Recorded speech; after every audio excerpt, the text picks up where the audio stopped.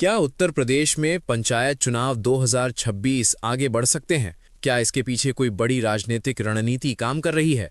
और क्यों अब पूरा मामला अदालत के फैसले पर टिका हुआ है? इस समय यूपी की राजनीति में सबसे बड़ा सवाल यही है, पंचायत चुनाव आखिर कब होंगे? एक तरफ गांवों में लोग नए प्रतिनिधियों के इंतजार में हैं, तो दूसरी तरफ सरकार की चुप्पी कई तरह के संकेत दे रही है। दरअसल हाल ही में कैबिनेट मंत्री ओम प्रकाश राजभर के बयान ने इस मुद्दे को फिर से चर्चा में ला दिया है। उन्होंने बताया कि इस विषय पर उनकी मुख्यमंत्री योगी आदित्यनाथ से बातचीत हुई है।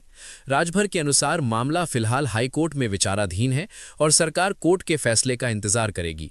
यानी साफ है कि अभी सरकार जल्दबाजी में कोई निर्णय लेने के मूड में नहीं दिख रही। पिछली सुनवाई भी टल चुकी है और अब सबकी नज़र अगली तारीख पर टिकी हुई है। ऐसे में बड़ा सवाल उठता है कि क्या पंचायत चुनाव 2026 में हो पाएंगे? कुछ राजनीतिक जानकार मानते हैं कि अगर चुनाव आगे बढ़ते हैं तो ये फैसला 2027 विधानसभा चुनाव की रणनीति से भी जुड़ा हो सकता है, क्योंकि ऐसा होने पर सरकार अपना पूरा ध्यान विधानसभा चुनाव पर केंद्रित कर सकती है और विवादों से भी दूरी बना सकती है।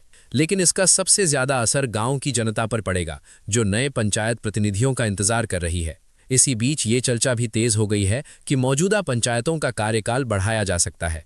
हालांकि अंतिम फैसला अभी भी हाईकोर्ट के हाथ में है। दिलचस्प बात यह है कि पहले जहां जल्द चुनाव कराने की बात कही जा रही थी, अब वही नेता कोर्ट के फैसले का इंतजार करने की बात कर रहे हैं।